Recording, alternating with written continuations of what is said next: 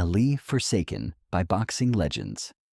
After one decision, he was the greatest boxer who ever lived. He floated like a butterfly. He stung like a bee. He made the entire world stop whatever it was doing just to watch him fight.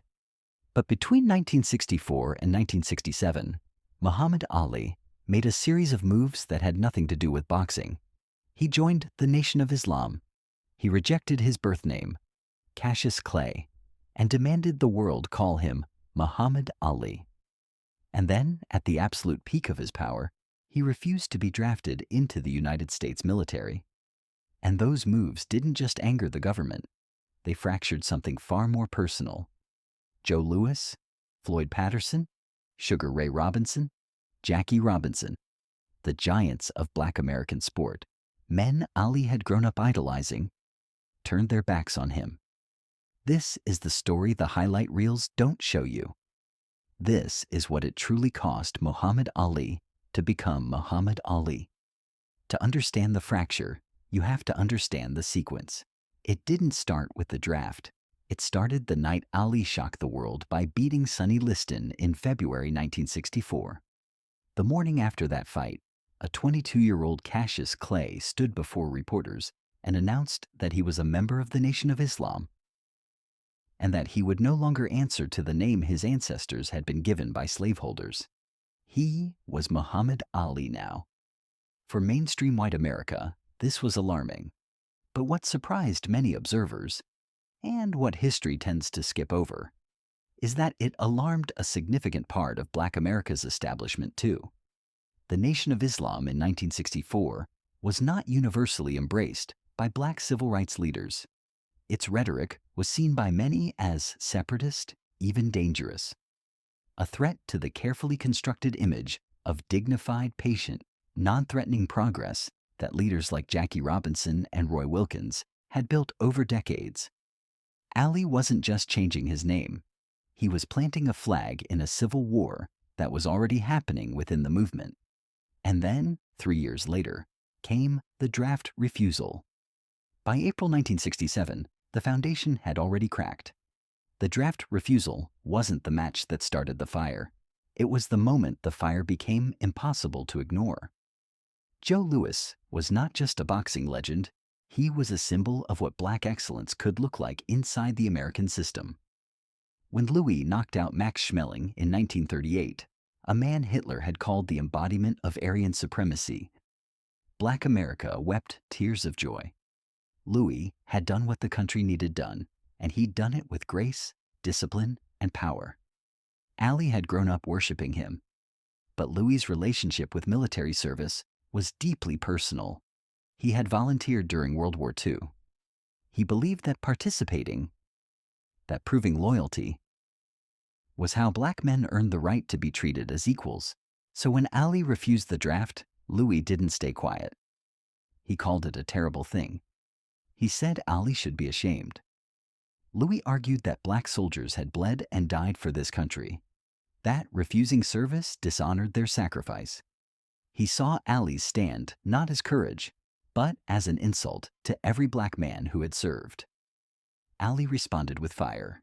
He pointed out that Louis had been managed and exploited by white handlers his entire career, used as an American propaganda tool, and that the government had still pursued him financially until he died nearly broke, despite everything he gave them. Ali wasn't wrong, but here's the thing about two men who are both right about different parts of the same tragedy. They rarely find each other in the moment, only afterward.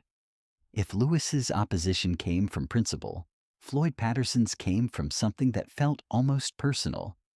And, to be precise, Patterson's campaign against Ali predates the draft refusal. It began the moment Ali joined the Nation of Islam and changed his name in 1964. Patterson wrote a widely published article in which he called the Nation of Islam a menace to the United States and framed his desire to beat Ali in the ring as a patriotic duty, a mission to reclaim the heavyweight title from the Nation of Islam's influence. He refused to call him Muhammad Ali. In public, in print, in interviews, always Cassius Clay. It was deliberate. It was a statement. When they finally fought in November 1965, Ali was not just competitive. He was furious. He punished Patterson for 12 rounds, methodically, relentlessly. He taunted him between combinations. He asked the crowd if they wanted him to stop it, then kept going. The referee finally stopped the fight, and the ringside observers were split. Some calling it the most dominant performance they'd ever seen, others calling it cruel. Ali made no apology. To him, Patterson hadn't just been an opponent. He had been a black man who used the language of oppressors against one of his own, who called him dangerous, who called his faith a menace.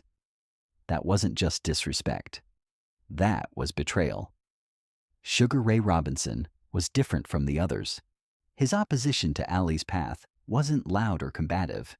It was quiet. And perhaps because of that, it stung in a different way. Robinson had been Ali's mentor. In the early days, young Cassius Clay had followed Robinson around gyms and hotels, absorbed his wisdom, studied his footwork, his presence, the way he made an entrance. Ali had modeled himself, consciously, on what Robinson embodied. When Ali's choices began drawing fire, Robinson expressed his disappointment privately and, when pressed, publicly. He urged Ali to reconsider. He made clear that he did not endorse the stance. It wasn't a crusade, but from a mentor, it didn't need to be. And then there was Jackie Robinson. Jackie Robinson had broken baseball's color barrier in 1947, one of the most consequential acts of courage in American sports history.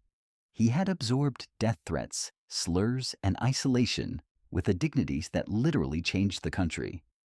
But Jackie Robinson also held deeply traditional views on patriotism. He wrote a public letter in which he argued that Ali was hiding behind religion and that his actions were a step backward for civil rights. Read that again. Jackie Robinson, the man who personally shattered segregation, calling Muhammad Ali a step backward. This wasn't the white establishment speaking. This was the very foundation of Black American achievement, looking at Ali and seeing a threat to everything they had built. History moved fast. Within 5 years, public opinion on Vietnam shifted so dramatically that the men who had called Ali a coward were suddenly the ones who looked out of step. The 1971 Supreme Court unanimous verdict vindicated him legally. The cultural verdict had already come in. Ali returned. He fought Frazier. He fought Foreman. He reclaimed his title. Twice. By the time he lit the Olympic torch in Atlanta in 1996, the entire world, including the United States government, had come to see what the boxing legends had missed. Ali wasn't a step backward. He was decades ahead. But here's the nuance that always gets lost in the triumphant retelling. The men who opposed him were not villains. They were shaped by different wounds. Joe Louis had survived an era when black men were lynched for appearing disloyal. Patterson had clawed out of poverty by mastering the rules of a rigged game. Jackie Robinson had spent years proving black men could be more American, not less. Because in his time, that was the only strategy that worked. Their disagreement with Ali came from the exact same place his defiance did. Pain, survival, a desperate desire for a better America. They just had a different theory about how to get there. Time does what argument cannot. Joe Louis and Ali eventually reconciled. In his later years, Louis expressed quiet admiration for what Ali had endured, and when Louis fell on hard financial times in his final years, stripped of his dignity by the same country he had once volunteered to serve, Ali helped support him. The man Louis had publicly condemned, helping him survive. Floyd Patterson, too, softened with time. In later interviews, he acknowledged he had been wrong to make Ali a personal campaign. He admitted, openly, that Ali had been right about the war. Jackie Robinson died in October 1972, just 1 year after Ali's conviction was overturned, and never lived to see the full arc of history's verdict. Those who knew him say he respected Ali's courage, even when he disagreed with his choices. Whether he would have said so publicly, we'll never know.